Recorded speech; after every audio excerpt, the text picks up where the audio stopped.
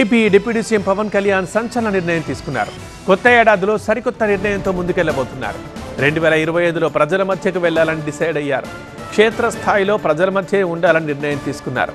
ప్రతి నెల ఒక జిల్లాను ఎంచుకొని పర్యటించబోతున్నారు. జిల్లాలోని సమస్యలు, ప్రజల స్థితిగతులు, అభివృద్ధి, సంక్షేమ కార్యక్రమాల అమలుని ప్రత్యక్షంగా అడిగి తెలుసుకోబోతున్నారు. ఎంపీడీఓపై దాడి ఘటనను సీరియస్ తీసుకున్నారు ఏపీ డిప్యూటీ సీఎం. ఈ ఘటనలో నిందితుల్ని కఠినంగా శిక్షిస్తామన్నారు. అదే టైంలో వైసీపీకి వార్నింగ్ ఇచ్చారు. పిచ్చి పిచ్చి వేషాలేస్తే తాట తీస్తామని హెచ్చరించారు. వైసీపీ 11 సీట్లు ఇస్తేనే వీళ్ళకి ఇంత అహంకారం చూపిస్తున్నారు. ఓడిపోయి కూడా ఇంత పొగరు చూపిస్తున్నారు. ఓడిపోయి కూడా నేను ప్రత్యేకంగా చెప్తున్నా, ఇది ఎవరి జాగీర్లు కావు, ఇవి ఒక్కరి జాగీర్లు కాదు, ఇవి ఆ రోజులు పోయినాయి.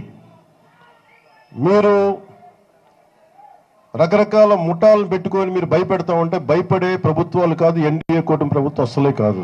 ఓఎస్ఎస్ ఫర్టిలిటీలో టెస్ట్, ట్రీట్మెంట్స్, థెరపీస్ అన్ని scientifically design in the good hands of science. Mummy daddy అవ్వాలంటే ఓఎస్ఎస్ కి కాల్ చేయండి.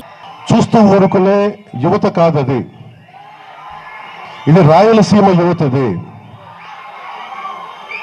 పోరుబాటులో ఉన్న యువతది, నలిగి నలిగి నలిగి ఉద్యోగాలు, ఉపాధి అవకాశాలకి నలిగిపోతూ ఉన్న యువతది. యువతను దయచేసి మీరు రెచ్చగొట్టకండి. మార్పు కోసం చూసే ఈ రోజున ఎన్డీఏ కూటమి ప్రభుత్వాన్ని ఎన్నుకున్నారు. చాలా త్రికరణ శుద్ధిగా అందరం కూర్చొని మేము కలిసికట్టుగా ఉన్నాం. ఇక్కడ ఇది కూటమి ప్రభుత్వం, ఇది వైసీపీ ప్రభుత్వం కాదు. ఇది ఇష్టారాజ్యంగా మీరు చేస్తారంటే కామ్గా కూర్చునే ప్రభుత్వం కాదు. మీకు ఎలా చేస్తే, ఎలా నియంత్రిస్తే మీకు కిందకు వస్తారో మేము చేస్తాం. మీరు గాల్లో విహరిస్తూ ఉన్నారు. 11 సీట్లు వచ్చిన ఇంకా గాల్లో విహరిస్తున్నారు. మొత్తం మీకు ఎలా కిందకి దించాలో మాకు బాగా తెలుసు, చేసి చూపిస్తాం. ఇదే కాదు, ఈ సందర్భంగా ఏ నాయకులకైనా సరే అధికారుల మీద దాడి చేసినా, అధికారులు విధులు నిర్వహిస్తుంటే అడ్డుకున్నా చాలా కఠినమైన చర్యలు ఉంటాయి.